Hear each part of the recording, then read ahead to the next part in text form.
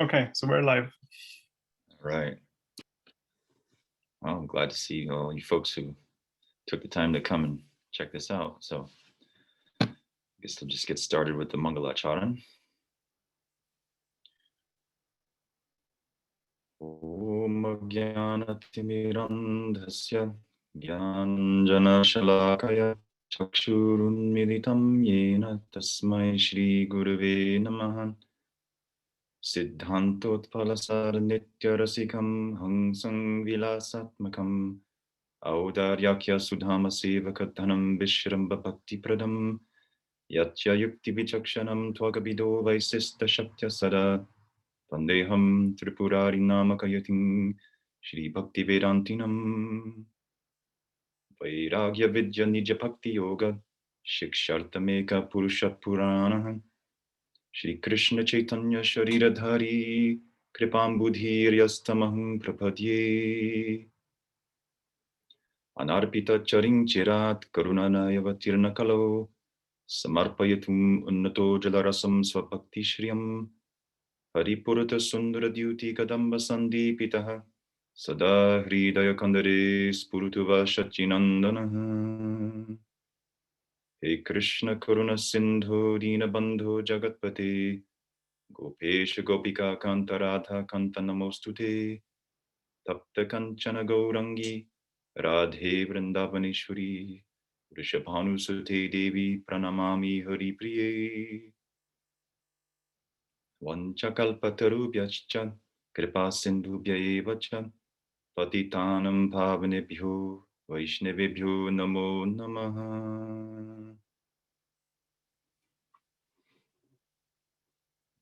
So, as you know from the title of the talk, I was inspired to talk about Madhavendra Puri because I had read an article by Bhaktivinoda Thakur that was posted by Narsingha Maharaj's people, and it was an article by Bhaktivinoda originally published in the Sajjantoshini, and it was about Vaishnav, the Swarup of the Vaishnav and the qualities of the Vaishnav, and that somehow I made this connection in my mind with Madhavendra Puri. I forget how, but and the story of Madhavendra Puri occurs in the Chaitanya Charitamrita Madhya Lila, chapter 4. And it's one of the first Leelas that I heard when I joined the temple way back in the day, and it was always one of my favorites. And so I wanted to kind of go over some of that. There's a lot of deep messaging lessons we can draw from that chapter, that and Sakshi Gopal, but Sakshi Gopal is a bit different.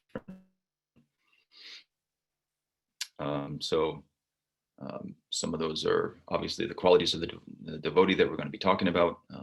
There's also Archa Vigraha Tattva, which is a very deep subject and not easily understood. I don't claim to. And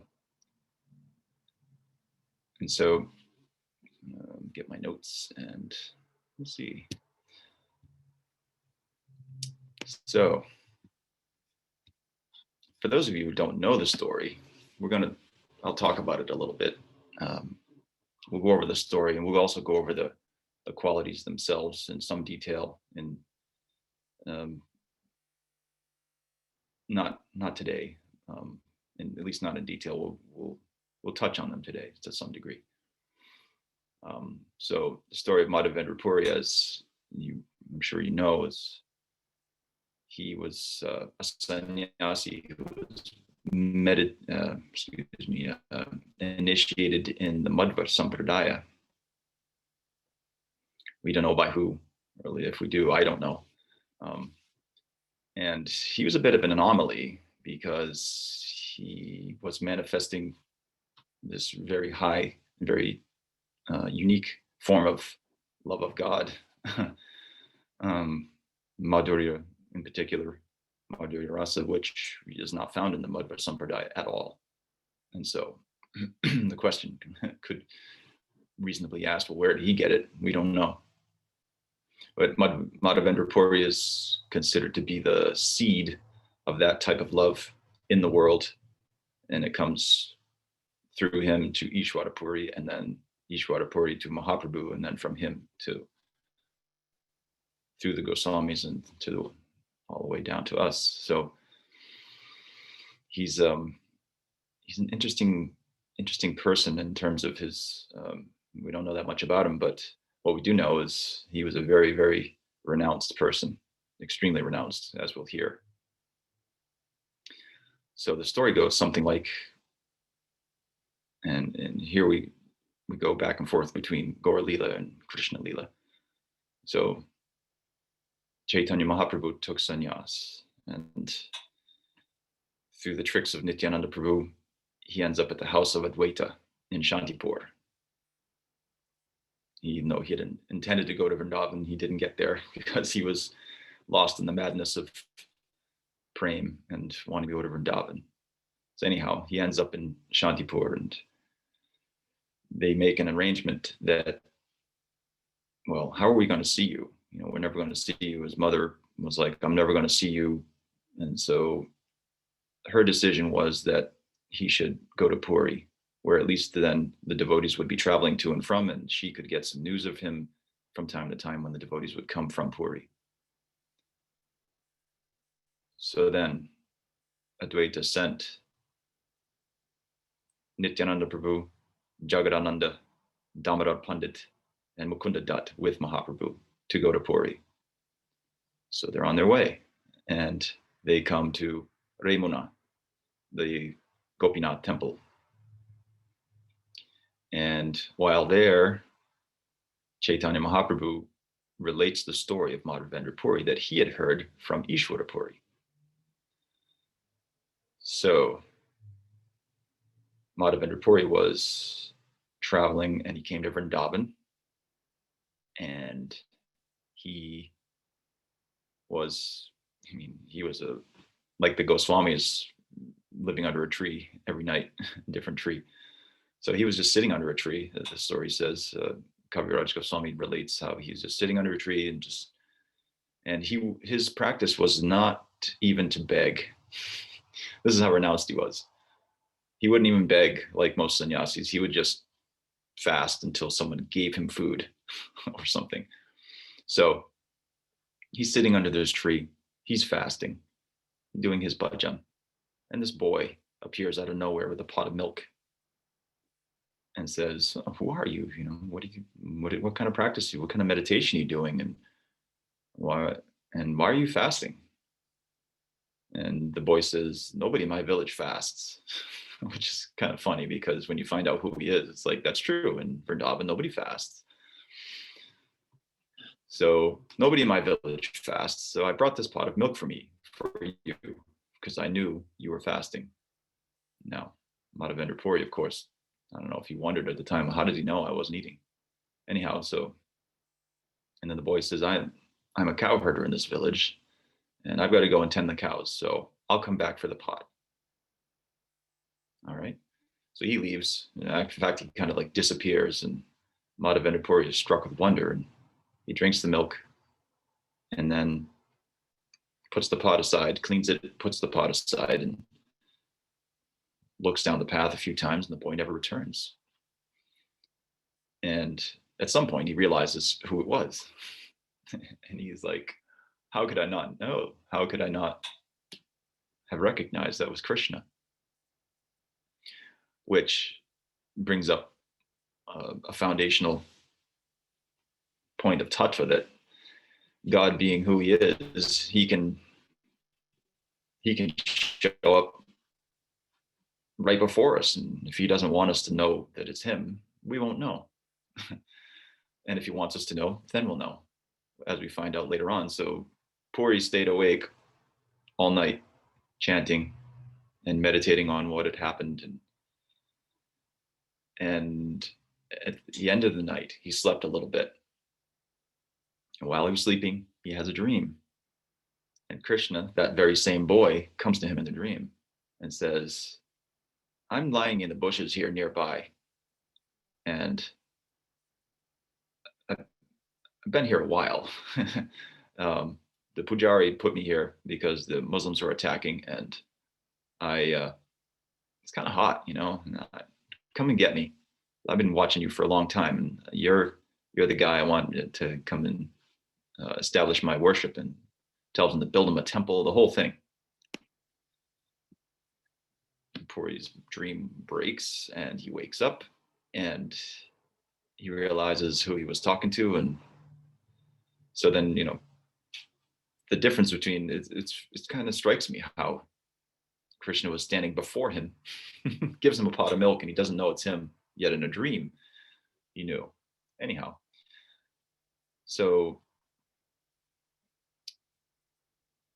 Madhavendra Puri then, first thing he does is he doesn't hesitate. He gets up and he goes into the village and he gathers all the villagers around, and he tells them about his dream. And just based on the force of his love and his conviction, they believed him. They believed him, and they follow him into the forest. He said, "Bring choppers and spades, and we're going to go and get the deity." And sure enough, they go into the forest, thick jungle, and they find the deity sitting there with covered in grass and mud, dirt and whatnot. And he's a huge deity, apparently. He was originally established by Krishna's grandson, Vajra, and he had been apparently out in the jungle for quite some time. And so some strong men gather together and they bring the deity to the top of Govardhan. And they set him on a stone. They put another stone behind him as support, and there he is. And they start, and Madhavendra Puri starts worshiping, and they do this gigantic ceremony called the Annakut. And Annakut means where rice is piled in a mountain, little mountains. So they pile up this food and they offer it to the deity, and they wash him with hundreds of pots of water from Govinda Kund. And you do this amazing, you know, I can imagine what this what this deity worship looked like. And this goes on for the entire day. And so then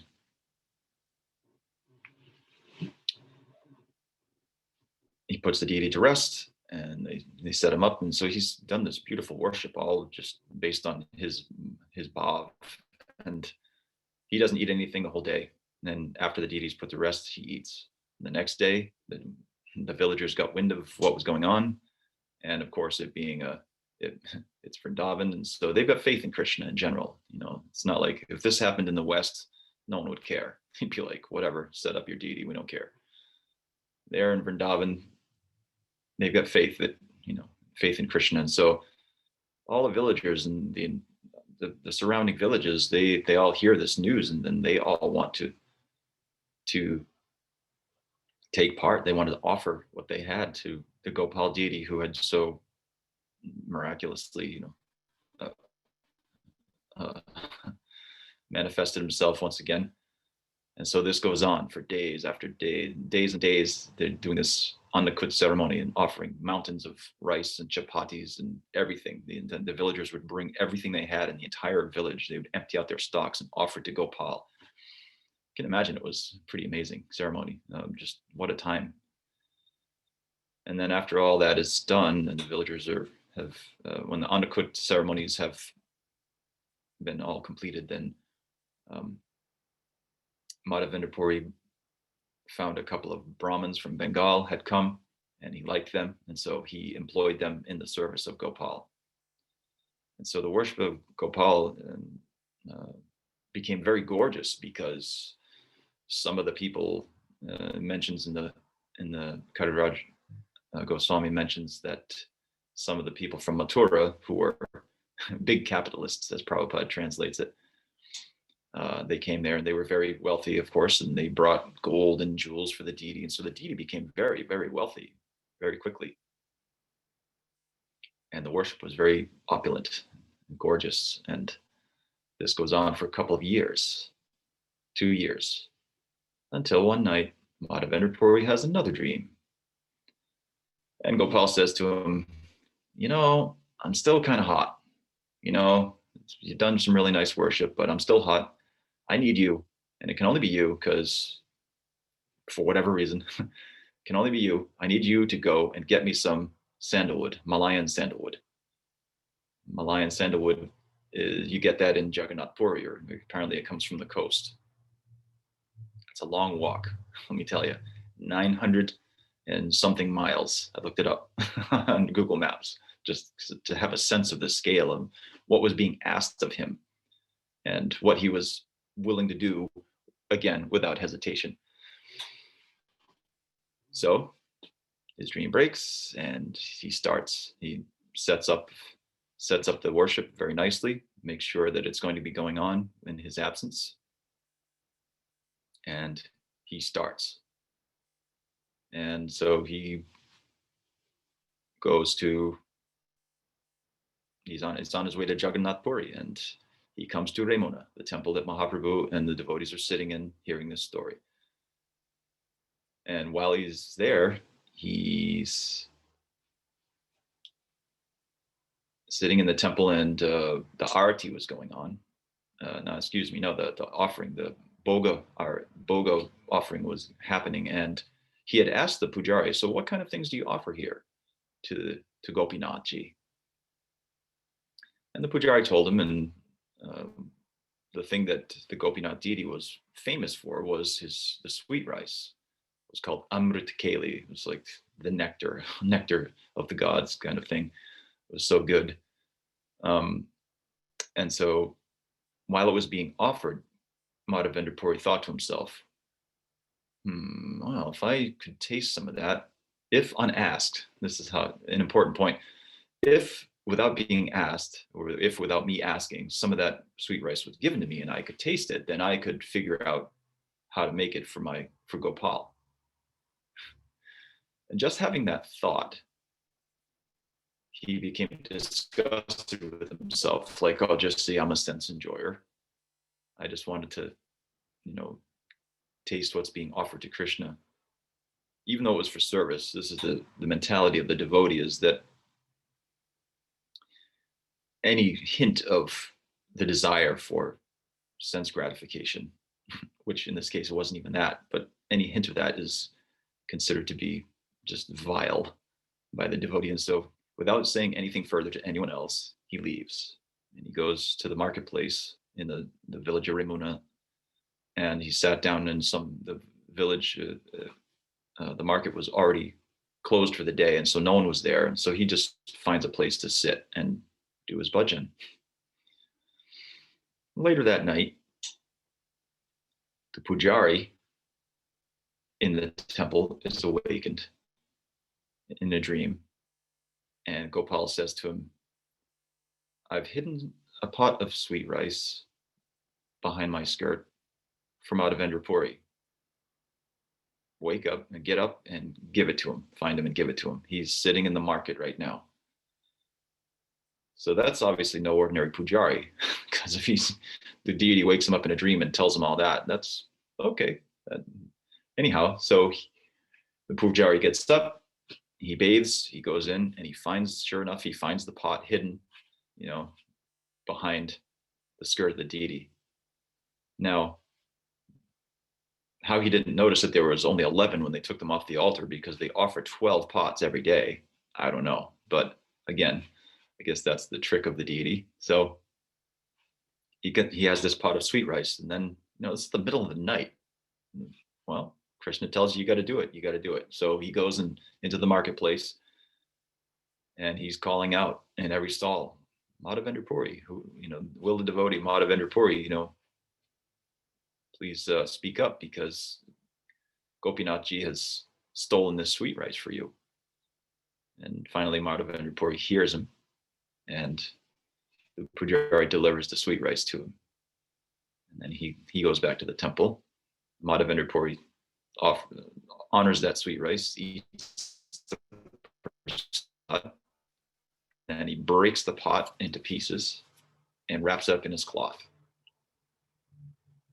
Now, I don't know if this was a fired pot or not, but the story says he ate a piece of that pot every day. If it was a fired pot, that would not be fun. Anyhow, but he had you can imagine the degree of his faith in Krishna Prasad was such that even the pot, he ate the pot that it came in. mean, who does that? I mean, that's still, I find that just like, wow, okay, that is, he's pretty serious. Anyhow, so he's sitting there in the in the marketplace, and he realizes that pretty soon people are going to get wind of this. The villagers are going to just basically inundate him. You know, they're going to find out that he's a saint, that Gopal has, Gopinath rather, has done this for him, and they're going to want to find him and talk to him and get his blessings and all this. And so he leaves. He's like, I'm out. So he's heads back, heads further on his way to Jagannath Puri, which finally he does. He goes to Puri, and he gets there, and of course he tells the devotees there, so I've been sent here by Gopal from Vrindavan to get sandalwood, which apparently even in those days was not an easy task. And the stuff was highly regulated. You can't just take it out of the country. The government tightly controls it. Then, sounds like, and as it is now, you can't just go and get sandalwood and just do what you want with it. It's such a precious commodity that it's not easy to come by. So anyway, he acquires a bunch of it, one mound, which apparently is 80 pounds. And then he got a bunch of camphor, a few ounces of camphor. And then a Brahmin and another fellow were sent with him to help him carry it. So they're carrying this sandalwood and the camphor back. Now he's on his way back to Vrindavan to Gopal. And again, he comes to Ramuna. He spends the night in the temple there, and then while he's there, he has another dream. And Gopal says to him, so, well, you don't need to carry that all the way back to Vrindavan. You can grind the sandalwood and put it on my body, put it on the Gopinath deity, and I'll accept it. Which he does. So for a whole year, every day, he employs all these people grinding this sandalwood. And 80 pounds of sandalwood is going to take a long time to grind. I don't know if you've ever ground sandalwood. It is hard, very dense wood. And when you grind it, it's not fast. It's a slow process. Anyhow, so they grind it and they put it on the deity every day until the stock runs out, was the instruction from Gopalji. So he does that. He stays there the whole time. And once the stock had run out, interestingly, he doesn't go back to Vrindavan. He goes back to Jagannath Puri. And then after that, I don't recall what he does after that, but it's a beautiful narration of just, and there's so many threads that we can pull on, or so many little, that we can follow. And what got me thinking about the qualities when I read this story again was one in particular. Just I just was meditating on how he was meditating, sitting there in the marketplace, and his quality of his humility and his not wanting any personal honor for himself, to the point where he just, even the idea of the villagers coming in and finding him was, excuse me, he wasn't having it. So he left before that could happen. And then that just got me thinking about his other qualities that had manifest, which we'll go through when we start getting into the qualities, which I guess, well, it's already 10 after 9. I guess probably should stop there, or I'm going to save some we got 3 more talks to go, so we got to save some for later. So that's kind of the story. It's a beautiful story, and Madhavendra Puri, I mean, what an amazing person. That his love was so intense, and he must have been like, these people must have met him and they're like, who are you? What are you? You know, he's manifesting these symptoms that they've never seen before. He's just kind of, like I said, he's an anomaly, especially in the Madhva Sampradaya. I mean, yeah, they've got love for Krishna, but not like that. So he, his example is something that we can learn a lot from, which we will hear in upcoming talks. So I'll stop there and see if anyone's got any comments or questions.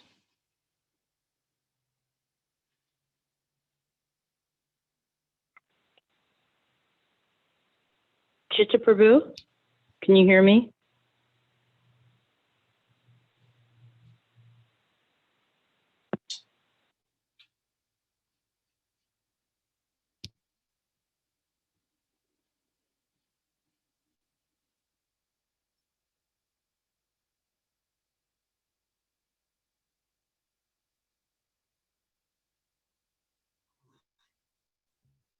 No, Oh, I can't. She's on the phone, so. Yeah, I'm not hearing anyone. They have to mute the original audio and then choose their language, choose English. Well, I'm on the phone and it's not working, but if anybody's hearing me, maybe they can ask for me. Yes, Is there any reference? Hello? Yes, can you hear me? Yes, yes. Okay.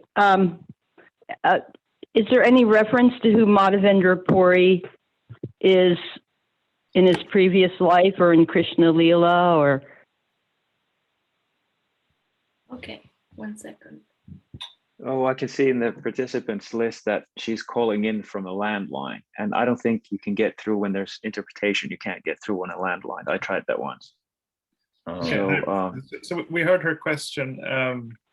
She's asking if there is any information on who Madhavendra Puri was in his previous life or in Krishna Leela. There may be some information like that. I've never heard it. What little I know of Madhavendra Puri, I've only gotten from the Chaitanya Charitamrita. I mean, maybe in, I don't know if one of the Deepikas, like the Gaur Ganodesh Deepika, says who he was. I don't know. So you'll have to say this again because she can't hear me now, I think, but it says in Gaur Ganodesh Deepika that Madhavendra Puri was a wish-fulfilling tree in Vrindavan. Oh, right. Yes. Thank you for reminding me. Yeah. Now that you remind me, now that you say that, it reminds me. I have heard that. Yeah. Some say he was a kalpa vriksha. Others say that he was a gopi, but yeah, I don't personally know, and he hasn't appeared to me to tell me, so I can't say. Thank you. She thanks you. No, wait, she can hear you now. Oh, she says thank you.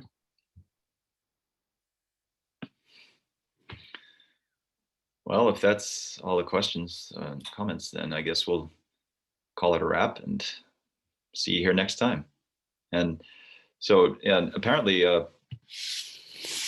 Padmanabha Maharaj had wanted me to be the host so that I could set people up and everything, but apparently that's not how we're doing it. So I'll just, same time, same channel next week.